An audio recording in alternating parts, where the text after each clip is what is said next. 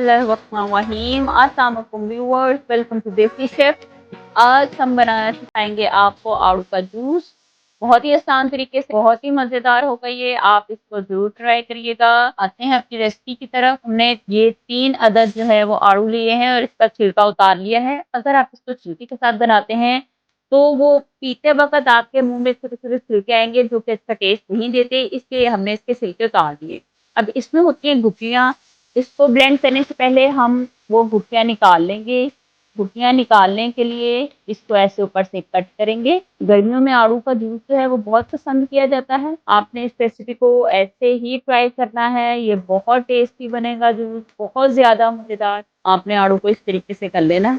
ये देखिए जी, बिल्कुल ऐसे ही करना है आपने। हमारे आड़ू सॉफ्ट हैं। सिंपल तरीके से तो हर कोई इसको बना लेता है, लेकिन उसमें अगर 1 या 2 चीजें आप तरीके से ऐड करें तो इसका टेस्ट बहुत डिफरेंट हो जाता है, बहुत मजेदार हो जाता है जी। तो ये हमने गुठलियाँ निकाल ली हैं। जब हम ये हमारे पास आड़ू हैं, इसमें हम शामिल करेंगे 7 अप की बॉटल, नमक, शुगर और आइस क्यूब। चलिए जी, आते हैं अपनी रेसिपी की तरफ। जूसर ब्लेंडर को ये देखें हमने कर लिया आगे। हमारे पास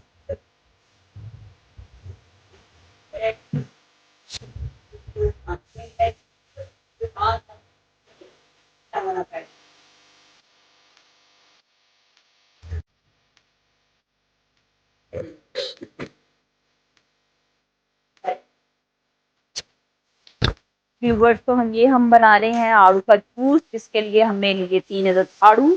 आड़ू के साथ हमने छील लिया, उनका छिलका अलग कर लिया और उसमें से जो था उसकी गुठली निकाल ली और उसको ब्लेंडर में हमने शामिल कर दिया। साथ ही हमने शामिल कर दिया हाफ कप शुगर का और नमक, हाफ टी स्पून नमक ऐड किया और आइस क्यूब हमने ऐड करने, लेकिन अभी नहीं, पहले हम इसको ब्लेंड करेंगे। चलें जी, ब्लेंडिंग में लगाते हैं। 3 से 4